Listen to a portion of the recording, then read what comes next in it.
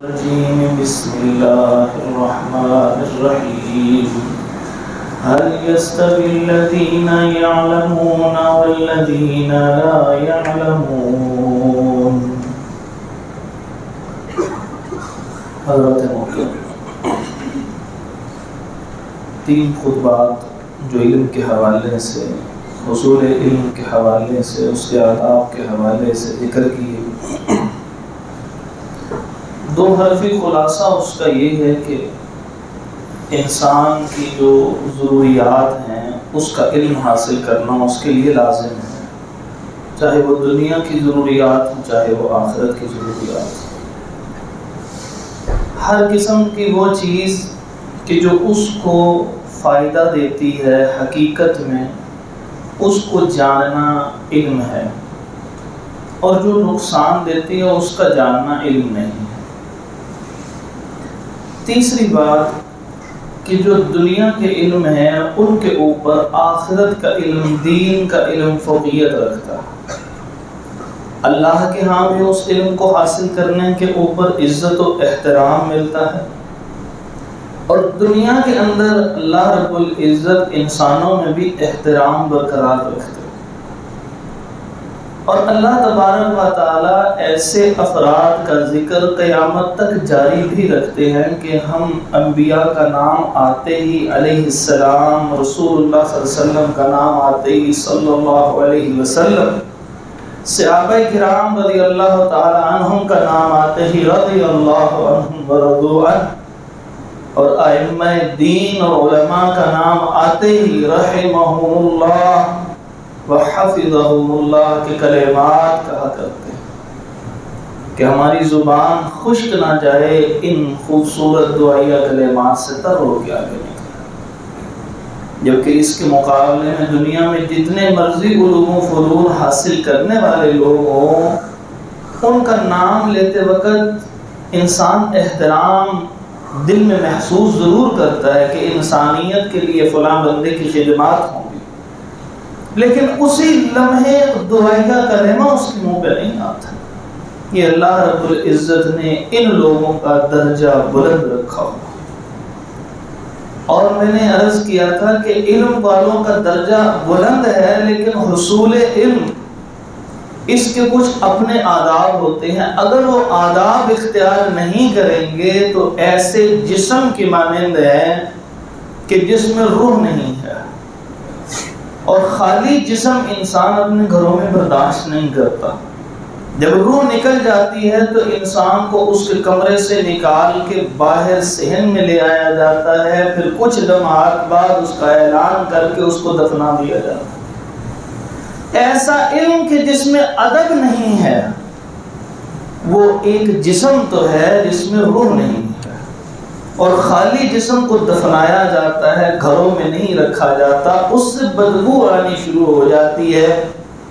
لہٰذا ادب ضروری ہے اور علم ضروری ہے، دونوں ساتھ ساتھ ہوں گے تو یہ زندگی ہے علم کی۔ اگر وہ نہیں ہوں گے تو ایسے علم سے لوگ متنفر ہو جائیں گے، کیونکہ ایسا علم شیطان کے پاس آیا، رب کے سامنے بولنے لگ پڑا، اللہ رب العزت نے قیامت تک کے لیے بھی لعنتی قرار دیا، اور قیامت کے بعد جب اس کی سزا شروع ہوگی تو نہ ختم ہونے والی جہنم ہوگی، کیونکہ اس میں ادب نہیں تھا۔ تو ہم نے 15 میں سے 9 آداب ذکر کر دیے تھے، میں ایک ایک کر کے اس کا نام لیتا ہوں، پھر اس کے بعد اگلی انشاءاللہ بات شروع کرتے ہیں۔ سب سے پہلی چیز للہیت تھی کہ اللہ کے لیے علم حاصل کریں۔ دوسری چیز علم نافع ہو، جس علم کا کی ضرورت ہو وہ علم حاصل کرے، بے مقصد علم حاصل نہ کرے۔ پنجابی میں بڑے بوڑھے کہا کرتے تھے کہ جڑے پنڈ جانا نہیں ہوتا رہا پوچھن دا فائدہ کوئی نہیں۔ ساری زندگی علم حاصل کرتا رہا، اس کا زندگی میں اس کا اطلاق کوئی۔ اس کے بعد آداب مجلس، جہاں علم حاصل کیا جا رہا ہو ان کا ادب و آداب و احترام برقرار رکھے۔ وہاں ہنسنا، وہاں مذاق کرنا، وہاں ٹھٹھا کرنا، وہاں جگتے کرنا، اس جگہ کی اہمیت کے پیش نظر ان سب چیزوں سے خصوصی اجتناب کی ضرورت ہے۔ کہ جس وقت علم حاصل کیا جا رہا ہو تو پوری توجہ سے علم حاصل کیا جا رہا ہو، ایسا نہ ہو کہ کانوں سے آوازیں تو ٹکرا رہی ہو لیکن ذہن اس طرف منتقل نہ ہو اور پھر علم انسان کے اندر جذب نہیں ہوتا۔ جیسے آپ نے سپنج دیکھا ہوگا، فوم کا ٹکڑا دیکھا ہوگا، جب پانی پہ رکھتے ہیں تو وہ اپنے اندر اس کو کھینچ لیتا ہے، چوس لیتا ہے، لیکن اگر اس کے اوپر کوئی چکنائی کی لیئر آ جائے تو وہ چوسنے اور جذب کرنے کی صلاحیت سے دور ہو جائے۔ ایسے ہی علم ہو رہا ہو، علم کا بیان ہو رہا ہو، باتیں بتائی جا رہی ہوں، اگر اس میں توجہ نہیں ہے تو عدم توجہ کی چکنائی کی ایسی لیئر اس کے اوپر آ گئی ہے کہ جو علم کو جذب ہونے سے روک دیتی ہے۔ علم کی مجالس کے اندر لوگ آتے ہیں، بیٹھتے ہیں، سنتے ہیں، چلے جاتے ہیں اور وہ باتیں پھر بھول جاتے ہیں۔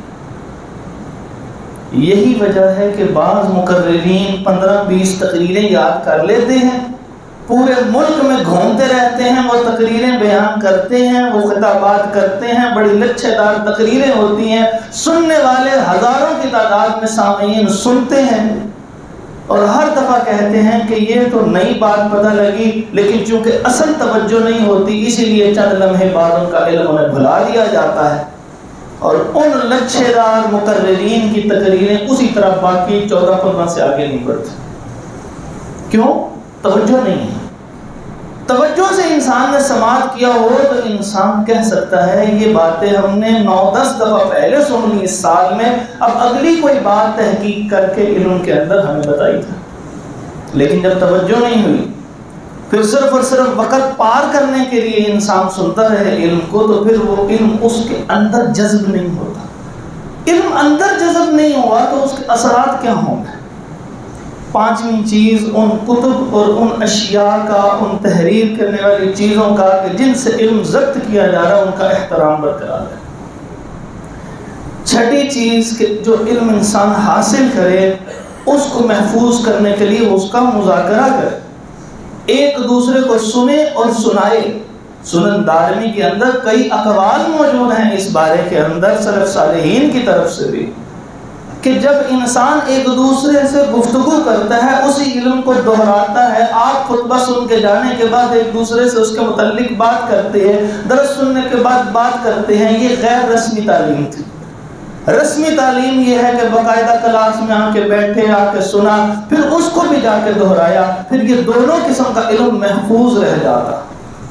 لیکن ایک دفعہ سنا، اچھی طرح سمجھ بھی آ گیا، لیکن جب اس کو دہرایا نہیں تو پھر وہ علم ختم ہو جاتا ہے۔ دنیا کے سب سے خوبصورت کتاب قرآن مجید ہے، اور قرآن مجید کا بھی اگر مذاکرہ نہ کیا جائے تو 12-12, 20-20, 15-15, 10-10 سال پڑھانے والے وہ بندے قرآن بھول جاتا ہے۔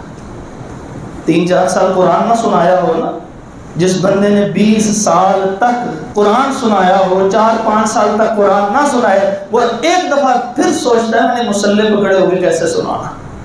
کیوں؟ اس نے اس کی دہرائی کچھ سالوں کے لیے مؤخر کر دیا، حالانکہ کئی سال پڑھتا پڑھاتا ہے۔ تو یہی حال اس علم کا ہے۔ قرآن جیسی آسان ترین کتاب جسے رب کہتا ہے وَلَقَدْ يَسَّرْنَا الْقُرْآنَ لِلذِّكْرِ، ہم نے قرآن کو آسان کیا ہے۔ جس کو رب نے آسان کیا ہو وہ انسان سے بھول جاتی ہے جب تک اس کا تکرار نہ کیا جائے۔ تو عمومی علم کیسے یاد رہ جاتا؟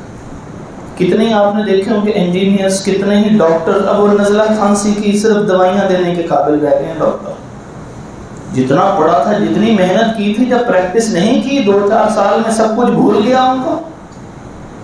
تو اس سے مذاکرہ اور یہ علم دین یہ اتنا قیمتی ہے، ان سب سے قیمتی ہے، لہٰذا اس کو بھی دہراتے رہے۔ 7ویں چیز کہ پاکیزگی اختیار کی جائے، روحانی بھی اور جسمانی بھی۔ ہم ایک بڑی مجلس کے اندر آ رہے ہوں، میں نے عرض کیا تھا، تو پھر اس کے آداب کے ساتھ آئیں۔ شادی پہ جانا ہوں تو اچھی طرح تیار ہوتے ہیں، 10 منٹ شیشے کے آگے کھڑے ہو کے زلف سنوارتے رہتے ہیں۔ مسجد آنا ہو اور اس کے بعد شادی پہ جانا ہو تو رویہ یہ ہے پرانے کپڑے پہن کے مسجد میں آئیں گے، نماز پڑھنے جانے کے بعد نئے کپڑے پہنیں گے۔ رب کے سامنے کھڑے ہونے کے لیے وہ لباس جو رب نے دیا تھا وہ ضروری نہیں تھا، لوگوں کو دکھانے کے لیے دیے ہوئے رب کے لباس کو لوگوں کو دکھا لیا۔ تو خوبصورتی اور پاکیزگی جب احترام نہیں کیا ان جگہوں کا، ان علمی مجالس کا، وہ اسی حالت کو اختیار کیے رکھے رہنے کی عادت اپنا لی، تو جب اہمیت اتنی دی تو پھر رب نے بھی یہی اہمیت دی، پوری قوم سے علم اٹھتا چلا جا رہا۔ علم کے لیے سفر کرنا، خود جا کے علم حاصل کرنا، اور اسی طرح تمام محدثین نے پوری زندگی گزار دی۔ میں نے عرض کیا تھا کئی مہینوں کا سفر کر کے ایک حدیث سننے کے لیے جایا کرتے تھے، اس کی تصدیق کرنے کے لیے جاتے تھے۔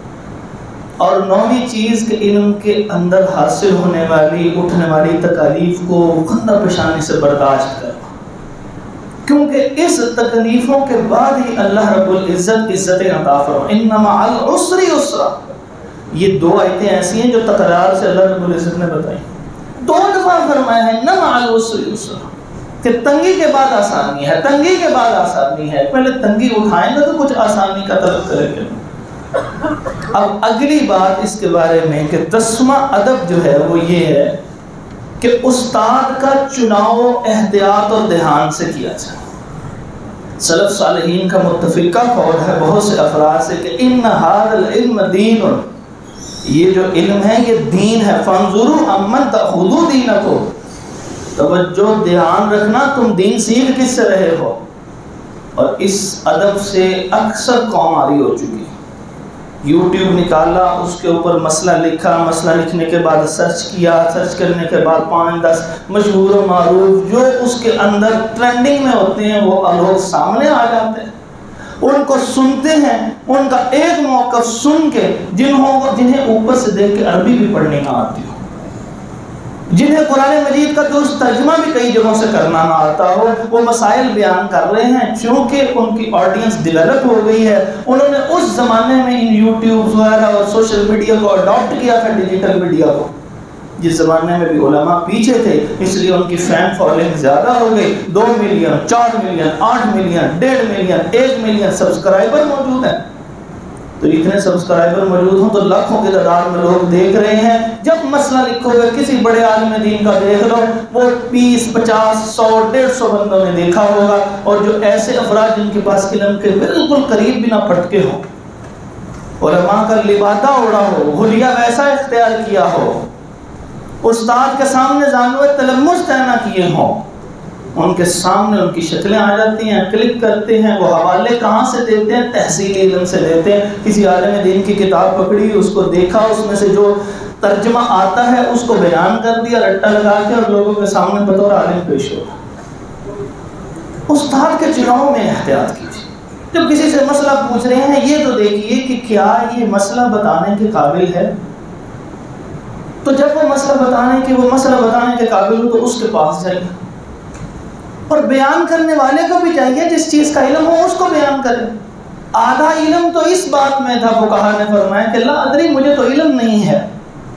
عدم علم کا اقرار آدھا علم تھا، بیان کرنے والا بھی بیان کر دیتا ہے، پوچھنے والا بھی ہر دوسرے بندے سے پوچھ لیتا ہے، پھر کہتے ہیں میں نے 20 بندوں سے مسئلہ پوچھا ہے، صرف آپ نے الٹا مسئلہ بتایا ہے۔ وہ الٹا مسئلہ اس صاحب نے نہیں بتایا، وہ 19 نے بتایا ہے کہ جن کو دین کا علم نہیں تھا، بنیادی مسائل کا نہیں علم، بنیادی مسائل کا علم نہیں، اور ان سے ہم نے مسائل پوچھنے شروع کر دیے۔ اس لیے کہا ان ھذا العلم دین فانظروا امن تاخذوا دینکم، دیکھو تو صحیح دین کہاں سے لے رہے، کیونکہ اللہ تعالیٰ نے قرآن مجید میں بھی فرمایا فاسألوا اہل الذکر ان کنتم لا تعلمون، اگر علم نہ ہو تو اہل ذکر یعنی اہل قرآن مجید کو جاننے والے، حدیث کو جاننے والے، دین کو جاننے والوں سے مسئلہ پوچھا کرو، مسائل کو ان پہ پیش کیا کرو۔ لعلمہ الذین یستنبطونہ منہم، اور جن میں استنباط کی قوت ہو ان سے جا کے مسئلہ پوچھو۔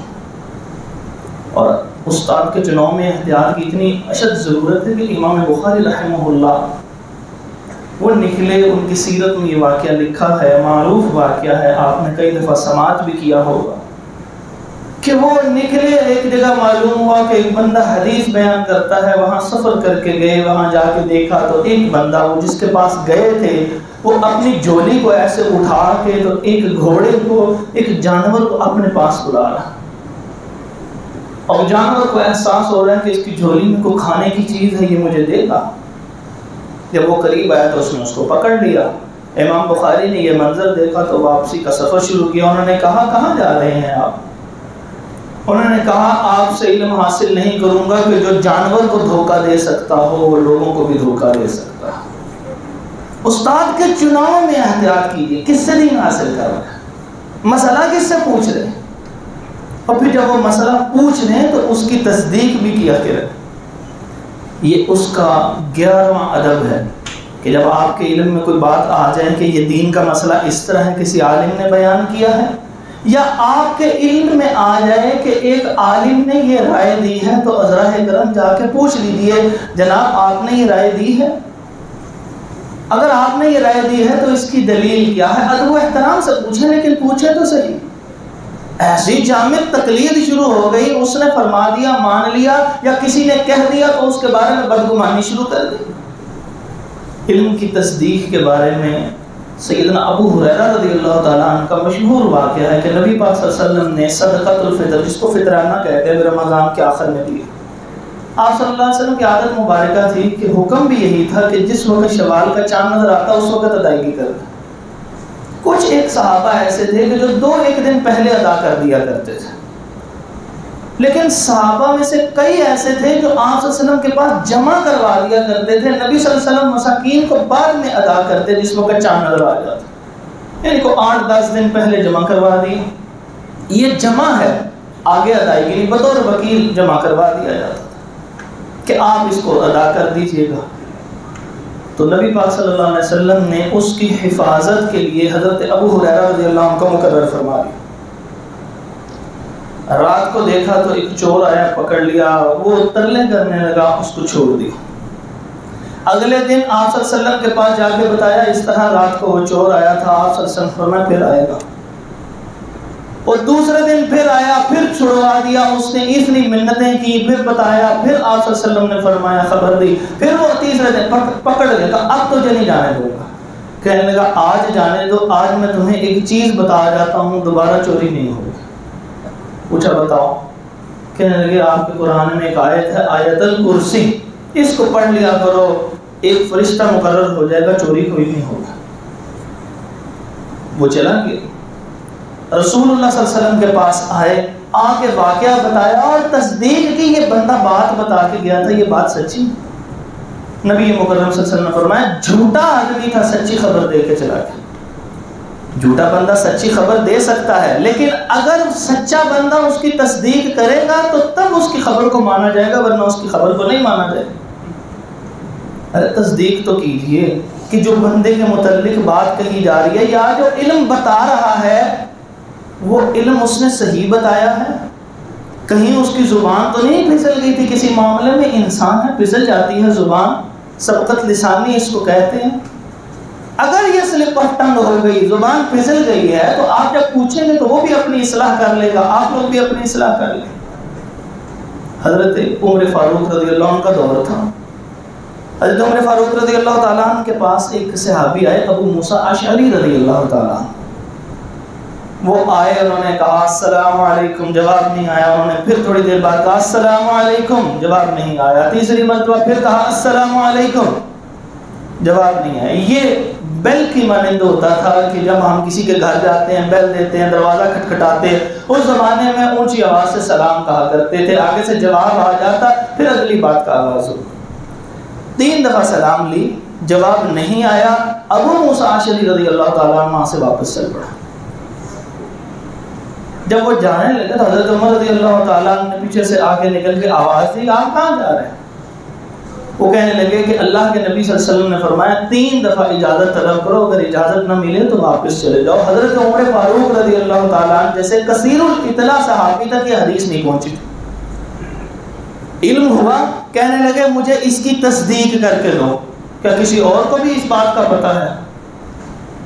حضرت ابو موسیٰ اشعری رضی اللہ عمر رضی اللہ عنہ کی جلالت سے گھبرا گئے، بڑے جلیل القدر صحابی تھے، وہ گھبرا گئے تو جلدی سے پہنچے مسجد میں، دیکھا کہ ابو سعید خدری رضی اللہ تعالیٰ عنہ اور کئی اور صحابہ وہاں بیٹھے ہوئے تھے، مسجدوں میں لوگ بیٹھا کرتے تھے۔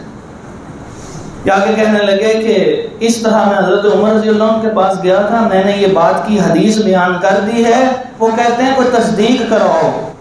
تو آپ میں سے کسی نے یہ روایت سنی ہے؟ سب لوگ کہنے لگے ہاں ہم سب نے یہ روایت سنی ہے۔ پھر ان میں سے جو سب سے چھوٹا تھا اس کو بھیجا کہ جاؤ جا کر حضرت عمر رضی اللہ عنہ کو بتا کے آؤ۔ حضرت عمر رضی اللہ تعالیٰ نے اس علم کی تصدیق طلب کی تھی۔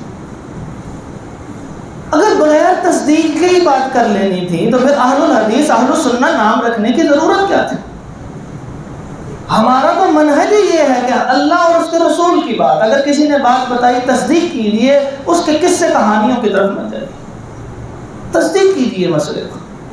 اور کسی عام آدمی نے بھی کوئی بات کیا، ازراہ کرم اس کی بات کی بھی ذرا تصدیق کر لیجیے، کہیں بدگمانی تو پیدا نہیں ہو۔ مجھے اپنی ذات سے بھی تجربہ ہے، میں نے ایک مسئلہ یہ آپ کی مسجد محمدی سلمان ہائٹس میں ایک بیان کر دیا۔ کسی نے سوال کیا سود کے حوالے سے، میں نے جواب دے دیا۔ 2-3 ہفتوں بعد مجھے علم ہوا کہ میرے نام سے ایک فتویٰ گردش کر رہا ہے کہ سارم صاحب نے کہہ دیا سود حلال ہو گیا تمہارے لیے۔ میں حیران پریشان، اور کسی نے آ کے پوچھنا بھی گوارا نہیں کیا جناب آپ یہ فتویٰ دے سکتے ہیں؟ کبھی آپ تصور کر سکتے ہیں کہ جو صبح فجر سے لے کے رات 10:30-11 بجے تک یہ کام کرتا ہو دین کا، وہ لوگوں کو سود کی حرمت کا فتویٰ دینے کی بجائے حلت کا فتویٰ دے گا؟ کسی نے پوچھنا گوارا نہیں کیا۔ آپ تصدیق کیجیے، ورنہ بدگمانی کا رستہ شیطان نکالے گا۔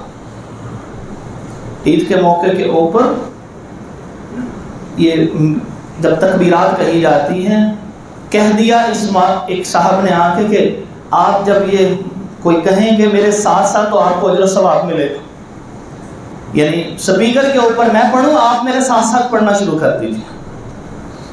وہ ساری قوم نے پڑھنا شروع کر دیا۔ علماء کا کام نہیں ہوتا کہ صبر کریں، وہاں اٹھ کے لوگوں کی اصلاح کریں۔ انبیاء نے یہی طریقہ اور وتیرہ اپنایا تھا۔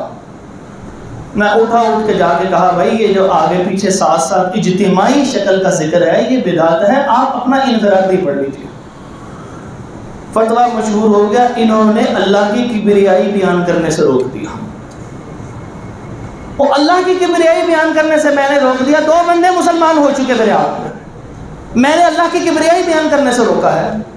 ہم مسئلہ پوچھتے نہیں ہیں، تصدیق نہیں کرتے۔ تو اب ضمناً بات آئی ہے تو میں ذکر کر رہا ہوں، آپ اس بندے سے بھی پوچھیں جناب یہ آپ کے متعلق بات ہے، کیا یہ ایسی بات آپ نے کہی ہے؟ آپ دین بیان کرنے والے ہیں، کیا یہ بات قرآن و سنت میں موجود ہے؟ ہم آپ کی کہانیاں تو سننے نہیں آئے، جناب ہمیں کوئی دین کا مسئلہ بیان کر دیں، یہ کدھر لکھا ہوا؟ میں نے پہلے کہا سبقت لسانی سے اگر کوئی لفظ ہو گیا ہو وہ بندہ بھی اپنی اصلاح کر لے گا، سامعین بھی کر لیں گے، لیکن اس کی تصدیق ضروری ہے۔ 11ویں چیز کے تصدیق کیجیے، 12ویں چیز کے عمدہ سوال کیجیے۔ ایسا سوال نہ کیجیے کہ جو صرف قریدنے کے لیے ہے، پنجابی میں کہتے ہیں پیروں کٹنا۔ ساری زندگی ایک مسئلے کا علم ہوتا، ساری زندگی گزر گئی 20 علماء سے ایک ہی مسئلہ پوچھا، پھر آ کے اس صاحب سے نئے آنے والے بندے سے جس نے درس دیا اس مسجد میں پہلی مرتبہ یا ملاقات ہوئی کسی مجلس میں، اس سے پھر وہی مسئلہ پوچھنے لگ پڑا۔ یہ کون سی حرکت ہے؟ یہ وہ بنی اسرائیل والی حرکت ہے جو بار بار کہہ رہے قالوا ادع لنا ربک قالوا ادع لنا ربک قالوا ادع لنا ربک۔ جائیے موسیٰ علیہ السلام اپنے رب سے سوال کیجئے، ہمیں اس بات کی سمجھ نہیں ہے۔ پھر بار بار اللہ تعالیٰ نے مشکلیں ڈال دی۔ جس چیز کا علم ہے اس بات کے اوپر ضبط ہے، کہیں تردد بھی نہیں ہوا، صرف اور صرف پیروں سے نکالنے کے لیے اس کو مسئلے کا علم ہے کہ نہیں ہے، یہ مسئلہ پوچھنا آپ کے عمل کے اوپر ایک زد اللہ کی طرف سے پڑ جاتی ہے۔ پوری قوم اس مسئلے کا شکار ہے۔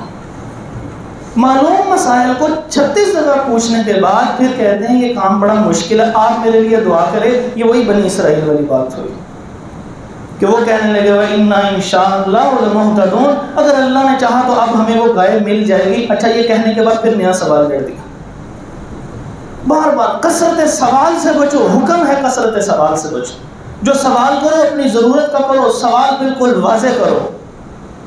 اور میں یہاں پہ اپنے تجربے کی بنیاد پہ 2 باتیں ذکر کر دوں چونکہ سوال کی بات ہے۔ 2 مسائل کے اندر ازراہ کرم مفتی کو کہا کریں آپ میرے سے پوچھ لیجئے، میں وراثت کا مسئلہ پوچھنے آیا، میرے سے آپ پوچھنا، وہ آپ سے پوچھے گا کہ بھئی کون کون کیا کیا موجود ہے، اس کو مسئلہ پوچھنے دیجئے تاکہ وہ جواب دینے میں آسانی ہو۔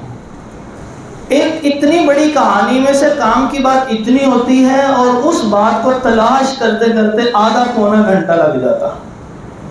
کتنے ہی دین کے اور کام اس وقت میں ہو سکتے ہیں جو نہیں ہو سکتے. جب آپ کسی ڈاکٹر کے پاس جاتے ہیں, جب وہ کسی وکیل کے پاس جاتے ہیں تو مصروف آدمی کے پاس ٹو دی پوائنٹ بات کرتے ہیں. ایسے ہی جب عالم دین کے پاس جاتے ہیں, جسمانی قانونی ضرورت بہت اہم ہے لیکن یہ کم ہے, دین کی ضرورت بڑی ہے. جب کسی ایسے صاحب کے پاس جائیں, اس کو جا کے کہیں یہ دو مسائل ہیں, آپ مجھ سے سوال کر لیں, ایک مسئلہ طلاق اور ایک مسئلہ وراثت. اس کے علاوہ آپ اپنی جو بات ہے وہ خود بیان کر دیجئے, کوئی مسئلہ نہیں. اس کے بعد اگلا 12واں ادب یہ ہے کہ علم کی حلاوت محسوس کیجیے. عبداللہ بن مبارک رحمۃ اللہ تعالی امام احمد بن حنبل کے بھی استاد تھے رحمہ اللہ. اتنے عظیم انسان, اتنے عظیم امام. یہ نماز پڑھتے تو جلدی سے چلے جاتا ہے. لوگوں نے کہا جناب آپ نماز پڑھتے ہیں ساتھ ہی چلے جاتے ہیں, کہاں جاتے ہیں, کوئی اہم کام ہے؟ کہنے لگے میں اللہ کے نبی صلی اللہ علیہ وسلم کی مجلس میں جا رہا ہوں. کہا اللہ کے نبی صلی اللہ علیہ وسلم کی مجلس کیسے ممکن ہے, آپ تو 1.5 صدی بعد پیدا ہو رہے. وہ کہنے لگے میں جا کے جب حدیث پڑھتا ہوں مجھے ایسے محسوس ہوتا ہے میں اللہ کے نبی کی مجلس میں موجود ہوں. ایسے دل میں اس کی حلاوت محسوس کیجیے. آیات احادیث جہاں بیان ہو رہی ہوں آپ چشمے تصور سے محسوس کیجیے گویا کہ اللہ کے نبی کے الفاظ آپ تک پہنچ رہے ہیں, اور جیسا ادب وہاں مطلوب تھا آج ایسا ادب کر دے. جیسی عزت اللہ نے ان سامعین کو دی تھی اللہ آپ کو بھی عطا فرمائے, لیکن اس کی لذت اور حلاوت محسوس کی. تیسرا ادب, 13واں ادب, اطمینان اور سکون سے علم حاصل کیجیے. رسول اللہ صلی اللہ علیہ وسلم نے فرمایا اذا مررتم بریاض الجنہ فرتعوا, جب تم جنت کے ٹکڑوں کے قریب سے گزرو تو کچھ کھا پی لیا کرو. باغ میں سے جاتے ہیں تو کچھ نہ کچھ وہاں پہ لکھا ہو جو مرضی کھا لے, آپ کو کچھ نہیں کہا جائے گا میری طرف سے تحفہ. تو پھر بھی ایک بندہ منہ بند کر کے چلا جائے, یہ تو بہت بڑی اس کے لیے محرومی ہے. اور میں اذا مررتم بریاض الجنہ فرتعوا, جب تم جنت کے ٹکڑوں میں سے باغات میں سے گزرو تو تم کھا پی لیا کرو. قیل یا رسول اللہ صلی اللہ علیہ وسلم وما ریاض الجنہ, پوچھا کہ اللہ کے رسول صلی اللہ علیہ وسلم ریاض الجنہ کیا ہے, یعنی وہ جنت کے باغات کے کون سے ٹکڑے ہیں, وہ کون سی جگہ ہیں جہاں سے گزر کے ہم نے کھانا پینا ہے. آپ صلی اللہ علیہ وسلم نے فرمایا مجالس العلم, جہاں علم کی بات ہو رہی ہو وہاں بیٹھ جایا کرو اور اطمینان سے ان کی باتوں کو سن لیا کرو, اور جب اطمینان سے سنو گے خود بخود ہی تمہارے اندر وہ علم و حلم اترنا شروع ہو جائے. 14واں ادب 15 میں سے, عمدہ سوال کیجئے. ایک تھا کہ سوال جو ہے وہ ایسا کیا جائے کہ جو سوال بار بار تکرار سے نہ کیا جائے, اور اس کے بعد اگلا ہے کہ عمدہ سوال کیا جائے, بہترین الفاظ کا چناؤ کر کے پھر اس کے ساتھ سوال کیا جائے. نبی صلی اللہ علیہ وسلم کے پاس آ کے کئی بندے سوال کرتے. ایک دن معاذ بن جبل رضی اللہ تعالیٰ کہنے لگے کہ سب لوگ چل رہے تھے, سفر میں تھے, تو کبھی کوئی نبی صلی اللہ علیہ وسلم کے ساتھ ہو جاتا, کبھی کوئی. میں انتظار میں تھا, لوگ آگے پیچھے, میں جلدی سے اللہ کے نبی صلی اللہ علیہ وسلم کے ساتھ ہو گیا. میں قریب ہو کے کہنے لگا اللہ کے نبی صلی اللہ علیہ وسلم مجھے کوئی ایک ایسا عمل بتا دیں کہ جو مجھے جنت میں لے جائے. آپ علیہ السلام نے کہا اتنا بڑا سوال. پھر اس کے جواب میں آپ سے نے کچھ باتیں بتائیں. تو سوال برت کرنے کا مقصد یہ ہے کہ سوال ایسا چامنے اور خوبصورت ہو جو آپ کی زندگی میں آپ کو فائدہ دے سکے. 15واں ادب, استاد کا ادب, اس کی جلالت اور اس کا احترام اور اس کے حقوق ادا کیا کیجیے. جو قومیں اس اساتذہ کے حقوق ادا نہیں کرتی یقین مانیں وہ قومیں تنزلی کا شکار ہو جاتی ہیں. ایک بہت معروف ادیب کہنے لگے میں دوسرے ملک میں تھا اور کسی سوچ میں گم ہونے کی وجہ سے اشارہ ٹوٹ گیا, چلان ہو گیا. انہوں نے کہا عدالت میں جا کے پیش ہوئیے. کہتے میں عدالت میں پیش ہوا تو اس نے مجھ سے پوچھا آپ نے اشارہ توڑا ہے ہمارے ملک میں, آپ کسی اور ملک سے ہیں, تو آپ کو معلوم نہیں یہاں کے اتنے اہم ہوتے ہیں اشارے, ان کو نہیں توڑنا, کوئی حادثے ہو جاتا ہے. تو آپ کیا کرتے ہیں, کس سوچ میں گم تھے کہ جس کی وجہ سے اشارہ توڑ دیا. وہ کہنے لگے میں استاد ہوں. جب میں نے وہاں پہ یہ تعارف کروایا کہ میں استاد ہوں, کہنے لگا وہ جج اپنی جگہ سے کھڑا ہو گیا، اور اصول ہے کہ جب جج کھڑا ہوتا ہے تو سامعین سارے کھڑے ہو جاتے ہیں، سارا حال کھڑا ہو گیا، اور اس نے یہ جملہ کہا، اس نے کہا ایک استاد ہماری عدالت میں موجود ہے اور ہم سب بیٹھے ہوئے، یہ ضرور اپنی قوم کے لیے کچھ سوچ رہا ہوگا۔ جس قوم نے ترقی کی ہے، کافر نے بھی ترقی کی ہے، تو استاد کے وہ احترام کے ساتھ کیا۔ اسلام تو اسلام اتنا خوبصورت دین ہے کہ استاد کا ایسا ادب سکھاتا ہے جس کی انتہا کوئی۔ تو استاد کے ادب کے حوالے سے دو ایک باتیں ہیں وہ میں آپ کے سامنے ذکر کر دیتا ہوں۔ پہلا ادب یہ ہے کہ اس سے جب علم حاصل کیا جائے تو شکر گزاری اختیار کی، اور میں لم یشکر الناس لم یشکر اللہ، جو لوگوں کا شکریہ ادا نہیں کرتا وہ اللہ کا بھی شکریہ ادا نہیں کرتا، اور جو رب کا شکر گزار نہیں ہوگا تو اللہ رب العزت کی طرف سے ناشکری کے اوپر اس کو عذاب دیا جائے گا۔ تو استاد نے اس کو علم دیا ہے جس کی وجہ سے اس میں ایک رفعت پیدا ہو رہی۔ دوسرا، استاد کو اچھے الفاظ سے بلایا جائے۔ رسول اللہ صلی اللہ علیہ وآلہ وسلم کو جب صحابہ مخاطب کیا کرتے تھے نا تو ایک لفظ بولا کرتے تھے، فداک ابی و امی، اے رسول اللہ صلی اللہ علیہ وسلم آپ پہ میں کیا میرے ماں باپ پہ قربان ہو جائے۔ کیا ادب و احترام تھا۔ صحابہ، اب چھوٹے صحابہ بڑے صحابہ کا ایسا ہی ادب کیا کرتے تھے۔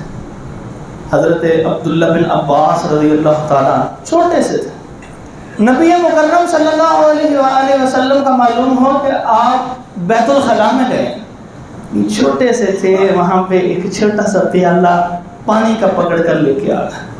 اللہ کے نبی صلی اللہ علیہ وسلم جب وہاں سے باہر نکلے تو ان کو وضو کا پیالہ پیش کیا، پوچھا گیا یہ کون لے کر آیا ہے؟ کہا یہ عبداللہ بن عباس لے کے، آپ کے چچا کے بیٹے عبداللہ لے کر آئے۔ نبی صلی اللہ علیہ وسلم اتنا خوش ہوئے، اس موقع پہ نبی صلی اللہ علیہ وسلم نے ان کو دعا دی، اے اللہ اس کو دین کی سمجھ بوجھ عطا فرما دے۔ اتنا کو احترام۔ کہنے لگے میں بھی چھوٹا تھا، رسول اللہ صلی اللہ علیہ وسلم دنیا سے رخصت ہو گئے، میں نے اپنے ایک دوست سے کہا، میں نے کہا چلو یار اس طرح کرتے ہیں، ابھی تو صحابہ بہت موجود ہیں، ان کے در پہ جاتے ہیں، ان سے حدیثیں سنتے ہیں، کچھ علم حاصل کر لیتے۔ تو کہنے لگے، وہ مجھے آگے سے کہنے لگا اتنے سارے صحابہ تو موجود ہیں، آپ سے کس نے مسئلہ پوچھنا ہے جس کے لیے آپ علم حاصل کریں گے؟ وہ تو لوگ ان کے پاس جا جا کے مسائل پوچھیں گے۔ کہنے لگے یہ بات کہہ کہ وہ تو چلا گیا مگر میں علم حاصل کرتا رہا۔ سنن دارمی میں کئی روایات میں ان کا انداز علم تھا کہ انہوں نے تحصیل علم، استاد کا ادب کیسے کیا۔ ایک انصاری صحابی کے گھر کے باہر چلے گئے، وہ گھر کے اندر تھے، تو کہنے لگے میں نے مناسب نہ سمجھا کہ استاد اندر آرام کر رہا ہے، میں اس کو جگاؤں۔ کہتے ہیں میں وہاں تھوڑی دیر بیٹھا رہا، آخر مجھے وہاں نیند آئی، ایک کپڑا میرے پاس تھا، اس کو میں نے لپیٹ کے سر کے نیچے رکھا اور میں سو گیا۔ ظہر کی نماز کے وقت استاد محترم انصاری صحابی، بزرگ صحابی، وہ باہر نکلے، کہنے لگے اللہ کے رسول صلی اللہ علیہ وسلم کے چچا زاد بھائی آپ باہر کر رہے ہیں، کیا کر رہے ہیں؟ انہیں احترام ہوتا تھا اہل بیت کا۔ کہنے لگے آپ یہاں کیا کر رہے ہیں؟ آپ نے مجھے حکم کیوں نہیں کیا، میں خود باہر آ جاتا۔ کہنے لگے نہیں آپ اندر آرام فرما رہے تھے، میری غیرت نے گوارا نہیں کیا کہ آپ کے حرام میں خلل لگا۔ یہ ہے احترام استاد۔ پھر ان کو اللہ رب العزت نے کیسا عزت و احترام دیا، بڑے بڑے کبار صحابہ کی موجودگی میں ان سے مسئلہ پوچھا جاتا تھا، فتویٰ لیا جاتا تھا۔ بڑے بڑے علماء، بڑے بڑے صحابہ موجود ہیں۔ حضرت عمر رضی اللہ تعالیٰ عنہ کی پارلیمنٹ کے اندر، کیبنٹ کے اندر، یہ چھوٹے سے بچے عبداللہ بن عباس رضی اللہ عنہما بھی موجود ہیں۔ لوگوں نے چاہا گویا کہ یہ کیوں یہاں موجود ہے، یہ تو چھوٹا سا ہے۔ پھر حضرت عمر فاروق رضی اللہ تعالیٰ عنہ نے ایک سوال کیا کہ جس کا جواب صرف عبداللہ بن عباس رضی اللہ تعالیٰ عنہ نے دیا، جس سے یہ ثابت ہوا کہ یہ اہل علم میں شمار ہوتے ہیں۔ کیوں علم ملا؟ استاد کا ادب و احترام کی۔ امام شافعی رحمۃ اللہ تعالیٰ علیہ فرماتے ہیں، کہنے لگے میں استاد وقی کے پاس موجود تھا، میں سامنے موجود تھا، میرے سامنے جو نوٹس پڑے ہوئے تھے، میں کتنی دیر یہی سوچتا رہا میں اس کو جب پلٹوں گا تو آواز آئے گی میرا استاد ڈسٹرب نہ ہو جائے۔ پھر اللہ تعالیٰ نے ان کے ادب کرنے والے ایسے شاگرد دو پیدا کیے، ربی ان کے شاگرد تھے۔ کہنے لگے امام شافعی کی مجلس میں ان سے علم حاصل کر رہا تھا، استاد محترم گفتگو کر رہے تھے، ان کی جلالت شان کی وجہ سے سامنے پانی کا گلاس پڑا ہوا تھا، میری ہمت نہیں کہ میں وہ پی سکوں۔ ایسا ادب و احترام یہ اللہ نے عطا فرمایا۔ امام احمد بن حنبل رحمۃ اللہ تعالیٰ علیہ کے گھر جا کے ایک رات رہتے ہیں۔ امام شافعی امام احمد کے استاد ہیں رحمہ اللہ۔ وہ رات رہے، رات گزر گئی، صبح اٹھتے سارے چلے گئے اور مسجد میں چلے گئے، اور جب وہ مسجد میں گئے انہوں نے کہا آپ نماز پڑھائیے۔ انہوں نے نماز پڑھائی اور واپس آئے۔ بیٹی نے ایک سوال کر دیا، انہوں نے کہا ان کے لیے میں نے پانی رکھا تھا کہ وضو کر لیں گے تہجد کے وقت، آپ کے استاد ہیں، آپ کی طرح کے ہوں گے بڑے عبادت گزار، تو پانی اسی طرح کا اسی طرح پڑا ہے۔ رات کھانے میں نے ان کو جو جیا تھا وہ سارے کا سارا ختم ہو گیا۔ اتنا سارا کھانا، تو اتنا زیادہ کھانا تو نہیں لوگ کھایا کرتے جو بڑے اللہ کے اولیاء ہوتے ہیں، ان کا کھانے کی مقداریں تو کم ہوتی نہیں، تو مجھے تو یہ کوئی بڑے عظیم آدمی نہیں لگے۔ امام احمد بن حنبل نے رحمہ اللہ نے بدگمانی کی بجائے استاد کے پاس جا کے یہ سوال کیا۔ استاد امام شافعی فرمانے لگے آپ نے بات بڑی درست کی ہے، لیکن عشاء کی نماز کے بعد جب میں بستر پہ لیٹا تھا کھانے کے لیے، جب آپ نے مجھے دعوت دی، اب میں کھانا کھا رہا تھا، آپ کے رزق کی ایسی برکت مجھے محسوس ہوئی، میرا دل نہ کیا اس کو چھوڑ دوں اس برکت، اس لیے میں نے یہ کھانا کھایا تھا سارا۔ اور دوسری بات، جب میں لیٹا تھا تو میں حالت وضو میں تھا، ابھی سونے لگا ہوں، ایک حدیث یاد آ گئی، یا ابا عمیر ما فعل النغیر، اس ایک جملے پہ میں ساری رات غور کرتا رہا، نیند قریب بھی نہیں گئی۔ تو ساری رات میں 1000 مسئلے میں نے اس ایک جملے سے اخذ کیا، اللہ نے مجھے عطا کی ہے۔ ساری رات گزر گئی، وضو میرا ٹوٹا نہیں، تو میں اسی حالت میں اٹھ کے چلا گیا، جا کے نماز ادا کر دی۔ استاد کی بدگمانی سے بچا۔ چھوٹی سی بات پہ، اس سے کسی مسئلے پہ اختلاف پہ، اس کے بارے میں کتنا اس سے فیض حاصل کیا ہوتا ہے، اس کے بارے میں بدگمانی شروع کر دی۔ اسی لیے فقہا فرماتے ہیں، علماء اور محدثین کہا کرتے تھے کہ لحوم العلماء مسمومہ، کہ جو علماء کا گوشت ہوتا ہے وہ زہریلا ہوتا ہے۔ کیوں؟ جو غیبت کرنے والا ہے وہ اپنے مسلمان بھائی کا گوشت کھا رہا ہے، یہ عام مسلمان سے عظیم ہے۔ اگر تم نے اس کی غیبت کی تو دراصل اس کی غیبت تمہیں ایسا زہر دے جائے گی کہ اللہ تم سے اتنا ناراض ہوگا جیسے زہر سے جسم کے اوپر اثرات ہوتے ہیں، تیری روح پہ اس کے اثرات مرتب ہو جائے۔ یہ ہے ادب و احترام۔ اللہ رب العزت ہمیں ان 15 کے 15 حقوق جو آداب علم کے ہیں ان کے اوپر عمل کرنے کی توفیق عطا فرمائے، حقیقی علم کا وارث بنا دے، اس پہ عمل کی توفیق عطا فرما دے، ہماری نسلوں کے اندر دین جاری فرما دے، ہمیں مبلغ بنا دے، نسلوں کے اندر علماء پیدا کر دے۔ کل قیامت کے دن جب اٹھیں تو فرشتہ کہے یا اللہ یہ میں نے سارا اس کے لیے لکھا ہے، ساری زندگی علم حاصل کرتا، لوگوں کو بتاتا، اس پہ عمل کرتا رہا، اور اللہ ہمیں دائیں ہاتھ میں نامہ اعمال کا پروانہ عطا فرما دے اور ہم جنت کے وارث بن جائے، اور جنت میں اسی طرح خوشی سے سب لوگ یہاں وہاں اکٹھے ہو۔ اقول قولی ھذا استغفر اللہ لی ولکم ولجمیع المسلمین۔